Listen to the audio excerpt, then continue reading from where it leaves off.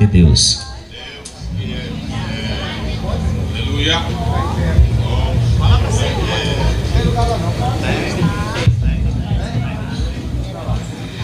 Meus irmãos e meus amigos, eu saúdo a todos no nome de Jesus. Vamos ficar de pé por um momento e abrir as nossas Bíblias no capítulo de número 2 da primeira carta de Pedro. Enquanto os irmãos procuram, eu quero já de antemão parabenizar a igreja aqui na cidade e também quero convidar todos para o próximo dia 15 de setembro. A Igreja de Cristo em Pau dos Ferros também vai estar aniversariando. Conosco vai estar o cantor Chagas Sobrinho também. E você e sua família são nossos convidados. Marque a data aí, dia 15, vai ser uma maravilha, uma bênção de Deus. Capítulo 2 da primeira carta de Pedro. A gente vai ler apenas um versículo para a gente fazer uma meditação breve. O versículo de número 9. Vós sois raça eleita, sacerdócio real, nação santa, povo de propriedade exclusiva de Deus, a fim de proclamardes as virtudes daquele que vos chamou das trevas para a sua maravilhosa luz. Pode sentar. Quando se trata de aniversário de uma igreja, uma das primeiras coisas, pelo menos em mim, que me ocorre, é pensar sobre a história daquela igreja local. Toda igreja local tem uma história, umas mais longas, outras mais curtas, dependendo da idade da igreja, mas todas elas são marcadas por momentos, às vezes de muita dificuldade, momentos de angústia, de dor, mas também momentos de contínuas conquistas. Contínuas conquistas. Tem uma coisa que é contínua, são as conquistas, porque contínuos são os desafios. Porque a gente precisa resgatar essas coisas, que a gente sempre é levado a olhar para as coisas do momento.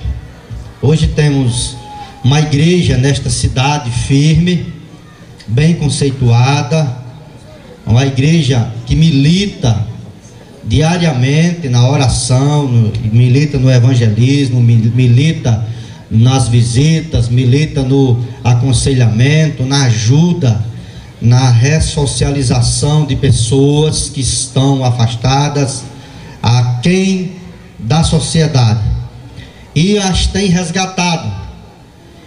E isso faz parte da história da igreja militante, da igreja que nós vemos, do lugar que nós nos congregamos. No meio disso, e em especial nos últimos tempos, temos tido muitos reveses em todos os lugares do país. Em todos os lugares do país se escuta histórias das mais grotescas, das mais negras. De maneira que muita gente, mas muita gente, tem tido dificuldade de se aproximar. Mas, meu irmão e meu amigo, nessa noite, eu quero convidar você para esse momento de reflexão, para olhar para um lado da igreja que não é visto, que não é palpável, que você não vai a olhos nus conseguir perceber e descrever. E é nesse momento que a gente se volta para as Escrituras Sagradas, porque elas dão as diretrizes da caminhada da igreja triunfante, que é a igreja invisível, que é constituída de todos os salvos que estão em todos os arraiais, a daqueles que foram alcançados de verdade por Cristo Jesus, que foram salvos, que têm a marca do Cordeiro de Deus sobre sua vida. E eu quero falar sobre a efetividade da igreja, sobre essa marcha espiritual invisível e dessa situação posicional da igreja. E quando a gente olha para o texto que nós lemos, muitas vezes a gente recita esse texto apenas de forma triunfalista, mas não vê todas as implicações que acompanham esse texto, que nos traz o lado espiritual da igreja de Deus.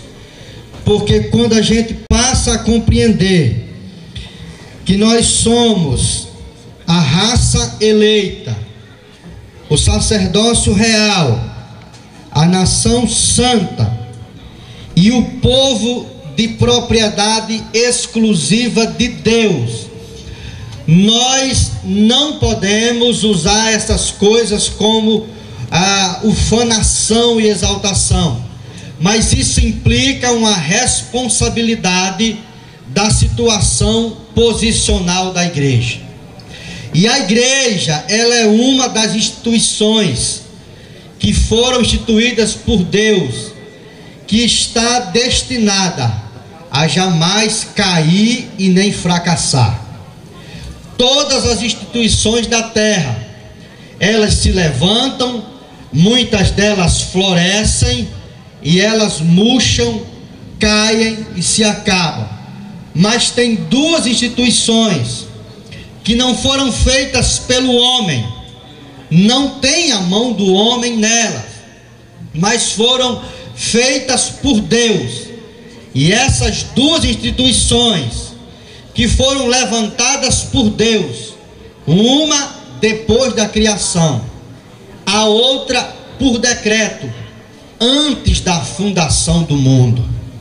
A primeira, que foi a que foi visualizada, a primeira que foi vista depois da criação, é a instituição chamada família, da qual nunca caiu, nunca tombou, não vai cair e não vai tombar. Reinos se levantam, homens, impérios, grandiosos impérios já se levantaram na terra, grandes instituições, todos eles fracassaram, tombaram e foram postos por terra, porque foram criação de homens, começando desde Babel, quando Nimrod disse para os seus contemporâneos: vamos construir uma torre cujo topo chegue até o céu. Desde Babel, jamais nenhuma instituição dos homens pôde permanecer de pé, porque as instituições dos homens visam unicamente a glória do homem. Mas a família, que foi a primeira instituição feita, trazida à luz pelo Criador, que é a imagem e semelhança da Trindade, ela não pode cair, não vai cair, porque ela é a imagem e semelhança de Deus. É o errar. Quando as escrituras diz: ouve, ó Israel, o nosso Deus é o único Deus. Esse único, no original está escrito errar, significa comunidade. Deus como Trindade é uma comunidade que criou outra comunidade semelhante a ele, que é a família, e essa não vai cair. Ela está sendo bombardeada todos os dias. O mundo, o império do mal dos homens procura deturpá-la, mas deixa eu dizer uma coisa a você: Deus a levantou e ela vai continuar de pé até o final. A família foi levantada por Deus e ela vai continuar de pé. A segunda instituição, não menos importante, todavia mais gloriosa, foi elevada diante de Deus antes da fundação do mundo, que foi a família chamada igreja.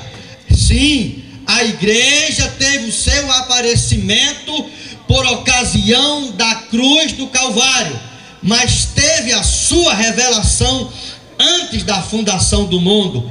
Pedro, quando fala nisso, no capítulo de número 1, a partir do versículo 18, ele falando sobre o preço que custou a igreja, ele disse: não foi com coisas corruptíveis como prata e ouro que vocês foram comprados e resgatados da vossa vã maneira de viver, mas foi com precioso sangue de Cristo, como sangue de cordeiro, sem defeito e sem mácula, sangue conhecido com efeito. O que é que quer dizer com efeito? Sangue eficaz, sacrifício eficaz, que já estava valendo antes da fundação do mundo. Então, antes de Deus criar a primeira instituição chamada família, a criatura humana, Deus, pela sua presciência, e o que é presciência? É o ato de saber as coisas antecipadamente, sem todavia intervir no percurso dela. É por isso que Deus não interviu no percurso do homem cair, se perder, pecar e ir para longe dele, porque Deus se interveio e antes da fundação do mundo já levantou o sangue do Cordeiro com efeito, e o sangue do Cordeiro ia alcançar homens de todas as tribos e línguas e povos e nações, e os ia perdoar, resgatar, trazê-los para perto de Deus e transformá-los na igreja triunfante, invisível, a quem Pedro diz que essa igreja, ela é constituída na pedra viva. Os versículos antes do que eu li, diz que Cristo é a pedra viva, e nós que estamos em Cristo somos constituídos pedras espirituais no edifício de Deus. E a primeira situação posicional de eficácia da igreja, o texto diz: e somos sacerdotes para oferecer sacrifícios espirituais a Deus. Isso quer dizer que a igreja foi dado o ministério da adoração. Sacrifício espiritual é sacrifício de louvor, de lábios santos, agradecidos, de homens e mulheres que foram resgatados das trevas e foram posicionados diante de Deus por causa do sacrifício do Cordeiro, que nos tira os pecados, todos os nossos pecados. É a primeira situação posicional da igreja, o de sacerdócio santo. Sacerdote oferece sacrifício, sacerdote está constantemente diante de Deus. A igreja é um candeeiro aceso que está constantemente diante de Deus, e ela não vai cair. O apóstolo Paulo, falando disso ao presbítero Timóteo, na sua primeira carta, ele, no capítulo 3, versículo 15, ele diz que a igreja é a coluna da verdade, o baluarte de Deus. Sabe o que quer dizer baluarte? É uma fortaleza inexpugnável, indestrutível, que não vai cair. A igreja não vai cair. Ela é a outra instituição que é indestrutível. Ela resistiu a Roma, ela resistiu ao Coliseu, ela resistiu aos leões, ela resistiu ao fogo, ela resistiu à Inquisição Romana, ela resistiu à Contra-Reforma, ela resistiu a Hitler, ela resistiu ao inferno, e ela vai resistir a tudo e a todos, porque Jesus diz: eu vou edificar a minha igreja, e as portas do inferno não prevalecerão contra ela. Ela é indestrutível porque está conectada à pedra viva, aquela pedra que a Bíblia diz, que a Bíblia fala que os construtores a rejeitaram, a principal pedra de esquina, cujos transgressores tropeçam nela, e sobre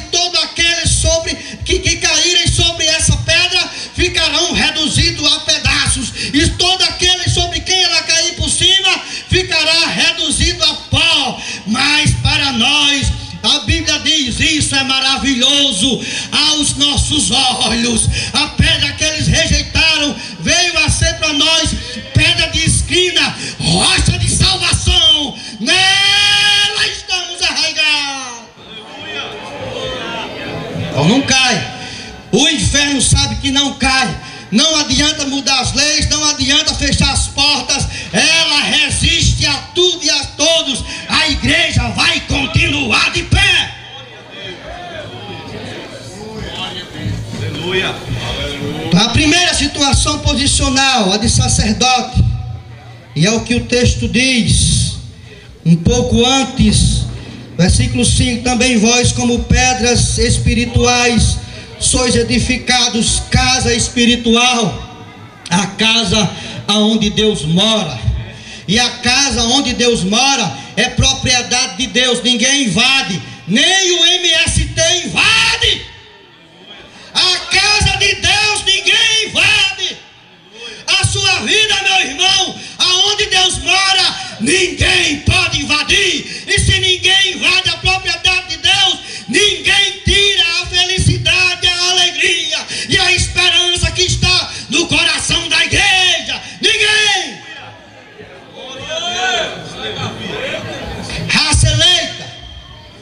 Raça eleita não é por privilégio.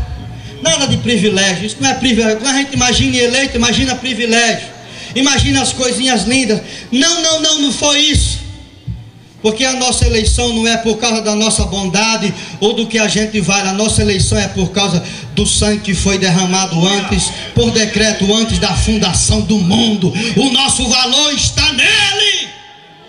Somos valorizados nele. Somos firmados nele. O sacrifício dele é tão extraordinário que não somente sustenta a nossa vida espiritual, ele sustenta todas as coisas. A Bíblia diz que sem ele nada do que foi feito se fez. Quando ele foi decretado para morrer, o seu sacrifício sustentou toda a criação e a sustentará até o dia do juízo final. Porque se não fosse o sacrifício, no dia que o ser humano pecasse, a terra deixaria de existir, seria aniquilada. Mas o sacrifício de Cristo sustenta todas as coisas, apesar do pecado. Raça eleita em Cristo, sacerdócio real, já falei, nação santa. É por isso que a igreja não se curva aos ditames do mundo. Quando Paulo fala na sua carta aos Efésios capítulo 2 da situação posicional do pecador, ele diz: estávamos mortos em nossos delitos e pecados, e éramos por natureza filhos da ira, e andávamos segundo os ditames desse mundo, o curso desse mundo. O mundo dá um curso diferente daquilo que Deus diz, mas a igreja santa, ela diz não para o mundo. O que é errado é errado, o que é pecado é pecado, o que é maldito é maldito, o que é abominável é abominável, e a igreja fica com o que Deus diz. O que Deus diz é a verdade que a igreja se apoia. Aleluia, aleluia, nação santa.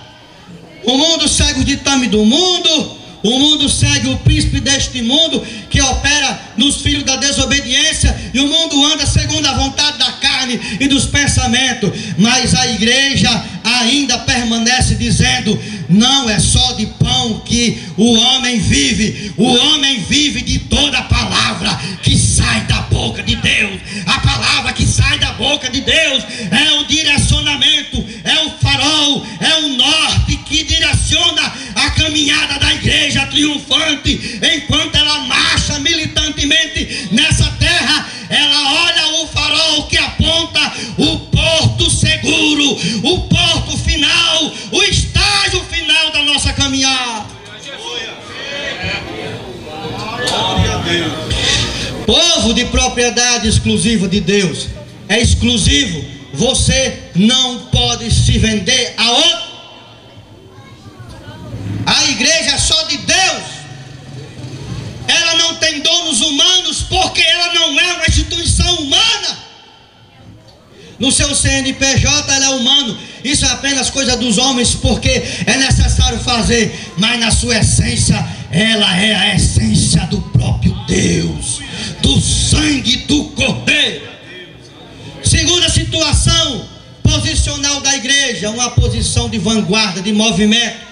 A primeira de sacerdócio, de adoração, de todos os dias reacender a chama do altar. O sacerdote vai com a sua espivitadeira, corta os pavios queimados da lamparina, puxa o pavio, coloca óleo, acende o fogo de novo. Ele arde de noite e de dia no altar, no coração da igreja, no meio da igreja. Quando ele anda, quando ele consola, quando ele exorta, quando ele fala, quando ele opera grandes maravilhas, quando ele repreende, a igreja ela é sacudida neste ofício sacerdotal. Mas enquanto ela faz isso, a segunda coisa do movimento da igreja é para isso que foi criada, a fim de proclamar as virtudes daquele que vos chamou das trevas para a sua maravilhosa luz. A igreja agora, que outrora era apenas um pedaço de tição queimado, agora é um candeeiro aceso. A chama arde, o fogo brilha, e as outras pessoas que estão longe, estão distantes, vão sendo atraídas à presença de Deus. E quando chegam na presença de Deus, junto com a igreja, eles descobrem que estar em Deus é infinitamente melhor.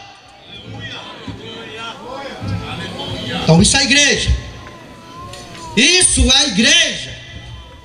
E a gente não pode fugir disso. Meu amigo, hoje Deus te chama para vir fazer parte da igreja dele. É preciso que você entregue a sua vida a Jesus. O sacrifício de Jesus é eficaz, totalmente eficaz. Não precisa de remendo, não precisa de adjunto, de ajuda. O sacrifício de Jesus é perfeito e eficaz e resolve o seu problema, seja lá o que for. O seu pecado é perdoado, sua vida é restaurada, você é transformado e você passa a ser mais uma dessas pedras espirituais na casa de Deus. Onde está a primeira pessoa que vai aceitar a Jesus agora? Levante a sua mão. Tem alguém que vai vir para o Salvador? Venha. O primeiro passo é você vir a Cristo, e a efetividade do sacrifício cuida de transformar a sua vida. Onde está a primeira pessoa que hoje vai entregar a sua vida a Jesus? Isso é a igreja. Não confunda a igreja com outra coisa. Isso é a igreja, é movimento da igreja. Tem alguém? Se não tem, que Deus te abençoe no nome de Jesus.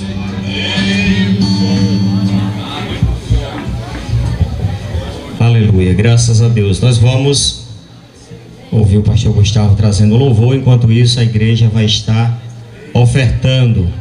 Logo em seguida, já estaremos ouvindo o cantor Chagas Sobrinho. Estará adorando o nome do Senhor. Amém. Mais uma vez eu saúdo a todos, em nome de Jesus. Amém.